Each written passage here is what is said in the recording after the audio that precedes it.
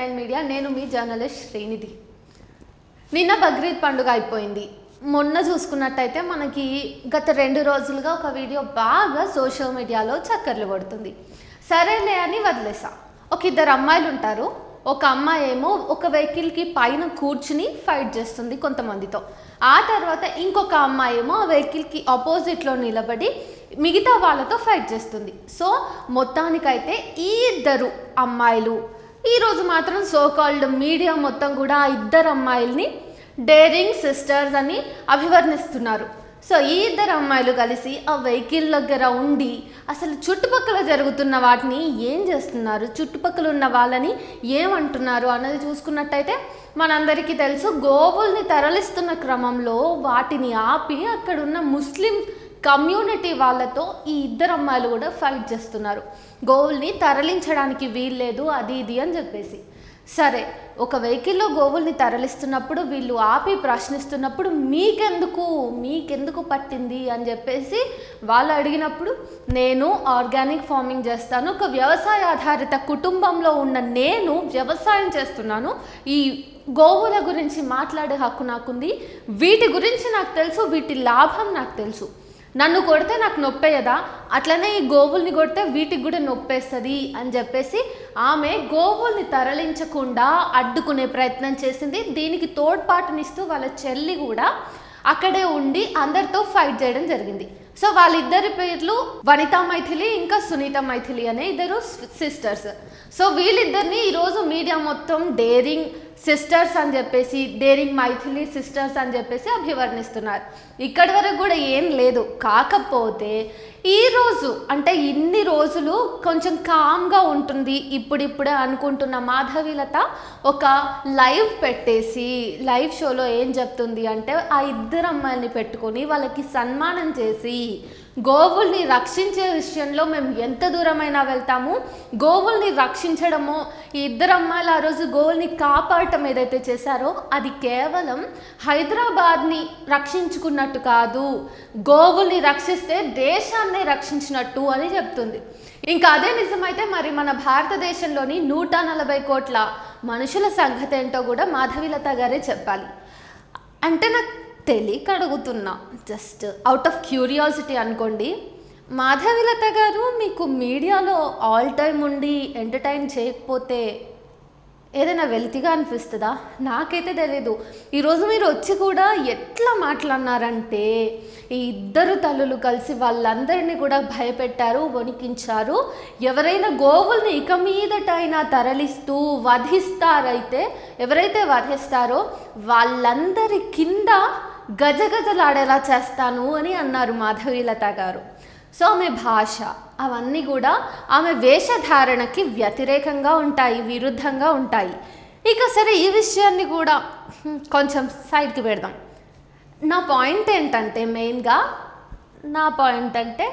చాలామంది ఆలోచించే వాళ్ళ పాయింట్ ఏంటంటే అసలు ఈ జీవహింస, ఇంకా మేకల్ని, గొర్రెల్ని, ఇంకా ఆవుల్ని చంపడము, ఎద్దుల్ని చంపడము, ఇవన్నీ కూడా ఈ సోకాల్డ్ సంఘ్ పరివార్ వాళ్ళకి కానీ బీజేపీ నాయకులకి కానీ సరిగ్గా ముస్లిం పండుగలప్పుడే గుర్తొస్తుందా? వీళ్ళకి అంత జీవహింస మీద ఒక భావన ఉంటే, ఒక స్థిరమైన అభిప్రాయం ఉంటే, ఖచ్చితమైన రక్షణ చేయాలనే ఉంటే గనక మరి వీళ్ళు ఎందుకు కనిపించరు? ఎక్కడైనా జాతర అవుతుందనుకోండి, ఎక్కడైనా బోనాలు జరుగుతున్నాయనుకోండి, అంతెందుకు ప్రతి ఆదివారము, మంగళవారము, శుక్రవారము ఎన్ని టెంపుల్స్లో మనము కోళ్ళు, మేకలు, గొర్రెల్ని కోయట్లేదు? ఎన్ని టెంపుల్స్లో మద్యపానం అనేది సో కామన్ అయిపోయింది కదా? మరి అక్కడెక్కడానూ ప్రశ్నించకుండా ఈ బ్యాచ్ సో కాల్డ్ ఏదైతే బ్యాచ్ ఉన్నారో వాళ్ళు కేవలం ఒక వర్గపు ఆహారపు అలవాట్ల దగ్గరకు వచ్చేసరికి మాత్రమే వాళ్ళకి జీవహింస మహాపాపము, ఇతర ప్రాణుల్లో దేవుణ్ణి చూడాలి అనే ఇట్లాంటి కొన్ని ఇవన్నీ గుర్తొస్తాయి. నాకు తెలియక అడుగుతున్నా జస్ట్. అయితే సరే, ఓకే, బీజేపీ పార్టీని ఎత్తుకున్నందుకు మాధవీలత గారు ఇలాంటి బుద్ధిహీనమైన వ్యాఖ్యలు చేయటం కొంతవరకు జీర్ణించుకోవచ్చు, మనకు అలవాటు అయిపోయింది కదా ఎలా అయినా. అండ్ ఈవెన్ ఆ అమ్మాయి ఎవరైతే ఉన్నారో మైథిలి, తను కూడా ఇలా మాట్లాడుతూ ఖచ్చితంగా మేము ఏదైనా చేస్తాము గోల్ని రక్షించుకునే దిశగా, నేను ఒక ఆర్గానిక్ ఫార్మర్ని, నేను ఒక వేగాన్ని అని చెప్పేసి వేగనిజాన్ని ప్రమోట్ చేస్తూ ఉంటాను. నేను ఇక్కడనే కదా ఎక్కడైనా మాట్లాడతాను, మా ఊళ్ళో కూడా మాట్లాడినాను అనేసి ఇట్లా కొన్ని మాటలు మాట్లాడుతుంది. ఈమె గురించి కూడా కొంచెం మళ్ళీ మాట్లాడదాం. బట్ ఇవన్నీ కాదు, నాకు ఆ ఒక్క మనిషిని క్వశ్చన్ చేయాలని ఉంది. ఆ ఒక్క మనిషి ఎవరు తెలుసా? ఈ ఇద్దరు డేరింగ్ సిస్టర్స్ని ఈ ఘటన ఏదైతే వీళ్ళు పశువుల్ని రక్షించాలి అనుకుని అక్కడ ఒక రచ్చ చేశారో ఆ ఘటన జరిగిన తర్వాత ఒక మీడియా ఛానల్ వెళ్ళి ఈ అమ్మాయిల్ని ఇంటర్వ్యూ చేసింది చిన్నగా, ఫేస్ టు ఫేస్. ఆ టైంలో ఈ అమ్మాయిలు మాట్లాడిన కొన్ని మాటల నేపథ్యంలో ప్రశ్నలు అడుగుతున్న సందర్భంలో ఆ సోకాల్డ్ జర్నలిస్ట్ ఏమన్నాడంటే, సడన్గా మిమ్మల్ని చూస్తే అంటే ఆ వీడియోలో చూసినప్పుడు దేవత శివతాండవం చేస్తున్నట్టుగా అంత ఆక్రోశంగా అట్లా కనిపిస్తున్నారు మీరు, సాక్షాత్తు దేవతే ఇక్కడ వచ్చి ఫైట్ చేస్తున్నా అనేట్లాగా అనిపిస్తున్నారు అని అన్నారు. డియర్ సోకాల్ జర్నలిస్ట్ గారు, నాకు అర్థం కాని విషయం ఏంటంటే, మీరు చదువుకున్నారు కదా, జర్నలిజం కాకపోయినా దానికి సమకాలీన విద్యనైతే అభ్యసించే ఉంటారు కదా. ఒక బుద్ధిజీవుడిగా, చదువుకున్నవాడిగా, మరీ ముఖ్యంగా జర్నలిజం అనేది ఇందులోకి దిగిన తర్వాత దేవుళ్ళు, మతాలకి సంబంధించి ఇలాంటివి మీరు స్వయాన ప్రకటించొద్దు, మీరు ఏ రూపంలో కూడా చెప్పొద్దని మీకు తెలియదా? మీరే ఒక మూఢనమ్మకాన్ని, సైంటిఫిక్గా ఉండాలి జర్నలిస్ట్ ఎప్పుడైనా కానీ. సో మీరే అట్లా చేస్తున్నారు. అసలు మీకు చదువు ఎవరు చెప్పారు? మీరు జర్నలిస్ట్ ఎలా అయ్యారు? లేదు, సరే ఇది కూడా వదిలేద్దాం. అసలు ఇంత గొప్పగా మీరు ఎందుకో భజన చేస్తున్నారు ఆ ఇద్దరు అమ్మాయిల్ని? ఇది కూడా నాకు అర్థం కాలేదు. ఇక్కడ ఆ అమ్మాయి మాట్లాడుతున్నప్పుడు కొన్ని పాయింట్స్ చెప్పింది. నేను ఒక వ్యవసాయాధారిత కుటుంబంలోంచి వచ్చాను, నేను ఇప్పటికీ వ్యవసాయాధారితంగానే బ్రతుకుతున్నాను, వ్యవసాయం చేస్తున్నాను.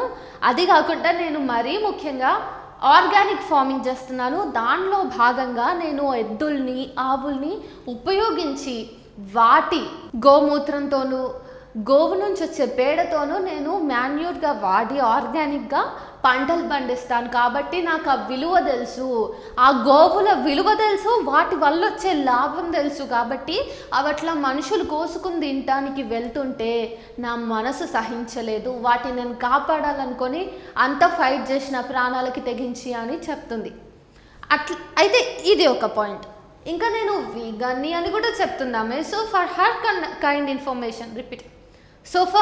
కైండ్ ఇన్ఫర్మేషన్ తనకు ఒకవేళ నిజంగా వీగనిజం అనే ఒక పెద్ద బ్రాడ్ ఐడెంటిటీ మైండ్ సెట్ ఉండుంటే తను ఆ మాటలో తొత్రపడేది కాదు. విషయం ఏంటంటే, అక్కడ ఎవరైతే వీగనిజంని ఫాలో అవ్వాలనుకుంటారో, దాన్ని బట్టి ఫార్మింగ్ చేయాలనుకుంటారో, వాళ్ళు ఏ రూపకంగా కూడా ఆవుల్ని కానీ, ఎద్దుల్ని కానీ, మేకల్ని కానీ, పిల్లినో, కుక్కనో, ఎలుకనో, పామునో, ఇంకే ఇతర జీవిని కానీ హింసించడానికి లేదు. కనీసం ఇది కూడా రాసుకోవచ్చు, ఏదైనా జంతువు యొక్క వ్యర్థ పదార్థాన్ని కూడా వాళ్ళు భూమిలో చల్లి వ్యవసాయం చేసేదానికి లేదు. పైగా మనందరికీ తెలిసిందే, ఇక వాళ్ళు డైరీ ప్రోడక్ట్స్ కూడా ఉపయోగించకూడదు వాళ్ళ ఆహారంలో.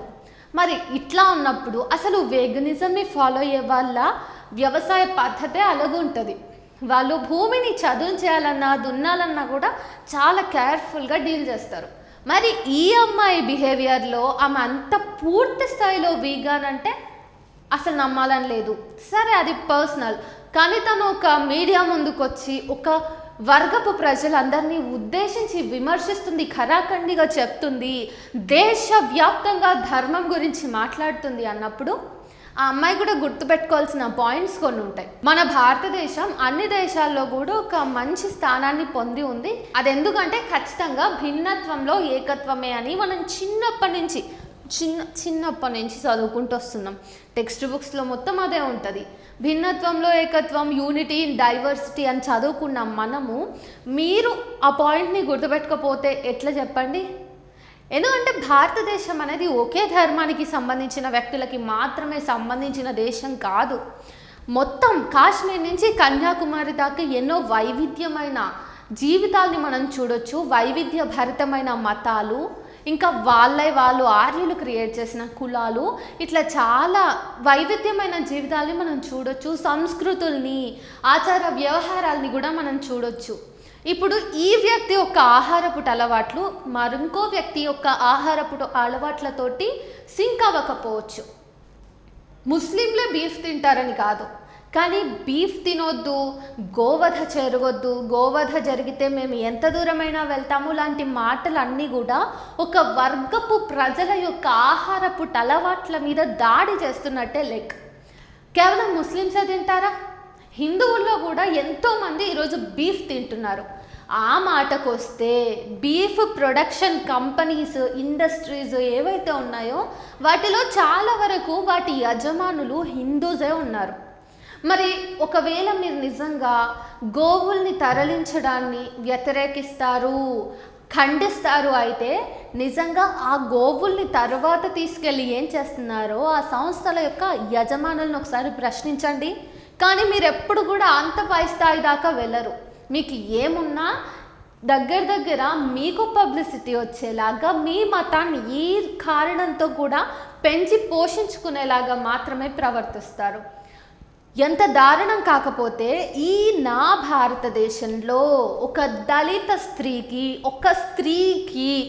ఒక దళిత బిడ్డకి, లేకపోతే ఒక మైనారిటీకి చెందిన ఒక వ్యక్తికి, లేదంటే బీసీ అంటే బహుజనులకి చెందిన ఒక వ్యక్తి జీవితానికి, వాళ్ళ ప్రాణానికి ఉన్న విలువ ఎంత అని చూసుకున్నట్టయితే కనీసం ఒక గోవు అంత కూడా ఉండదు.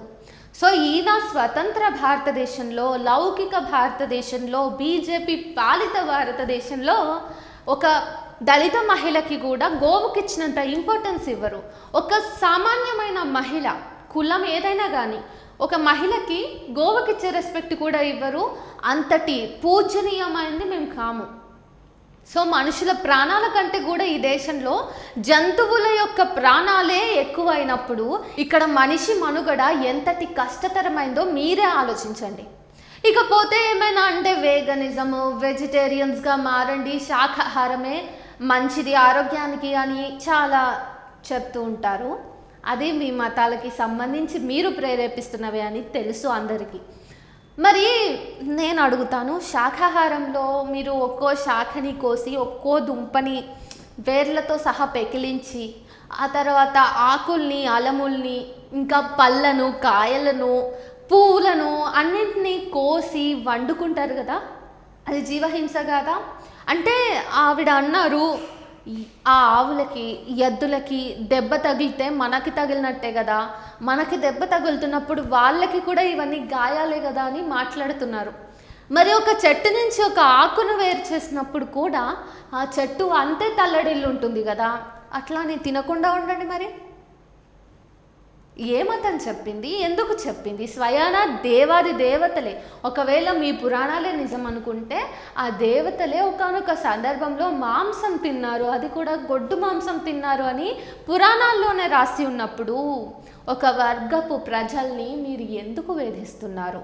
ఇదొక సామూహిక దాడి అని చెప్పాలి, మైనారిటీల మీద, దళితుల మీద. అంటే మీరు ఈ ఆహారాన్ని ఆపేయండి, మీరు మా ఆహారపు అలవాట్లకి షిఫ్ట్ అవ్వండి అని ఏదైతే ఉందో, మీరు ఒకవేళ వెజిటేరియన్ అయితే వెజిటేరియన్స్ లాగా ఉండండి. ఇంకొకరు ఏదో తింటున్నారని చెప్పేసి మీరు మీ అలవాట్లను బలవంతంగా ఇంకొకరి మీద రుద్దటము, దీన్ని జీవహింస, మహాపాపం లాంటి వాటితోటి కవర్ చేయాలని చూస్తే లాస్ట్కి ఏమవుతుందంటే శాకాహారం కూడా మానేయాల్సి వస్తుంది. ఇది కూడా మీరు గమనించాలి. ఫైనల్గా ఏంటంటే చదువుకున్న బుద్ధిజీవులు కూడా ఇట్లా ఆలోచిస్తూ, ఈ అమ్మాయి ఆ రోజు అట్లా ఒక వెహికల్ మీద కూర్చుని పోరాడుతున్నప్పుడు, అరే ఈ అమ్మాయి చదువుకున్నట్టే ఉంది కదా. కొన్ని రోజుల క్రితం, కొన్ని నెలల క్రితం ఆ అమ్మాయి వీడియో చూసాను, నేను ఇంటర్వ్యూ చూసా. బ్రహ్మకుమారీస్ దగ్గర ఆ వ్యవస్థలో జరుగుతున్నటువంటి అరాచకాల మీద మాట్లాడింది. అప్పుడు ఆ అమ్మాయిని నేను విపరీతంగా అప్రిషియేట్ చేశా.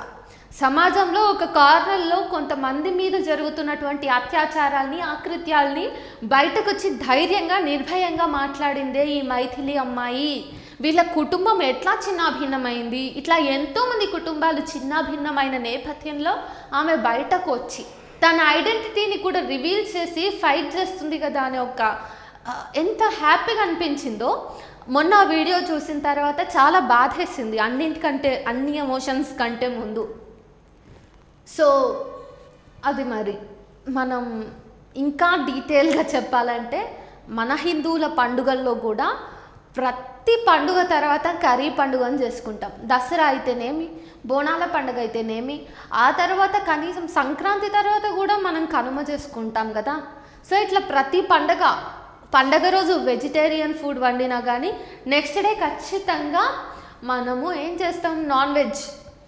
So every Sunday, Tuesday, Friday జరుగుతున్న బలిదానాల కంటే ఒక బక్రీద్ రోజు జరిగే బలిదానాలు అయితే ఎక్కువ కాదు. ఆ తర్వాత నెక్స్ట్ పాయింట్ ఏంటంటే మన భారతదేశంలో 80% ఉన్న హిందువులకి తరచూ పండుగలు వస్తూ ఉంటాయి.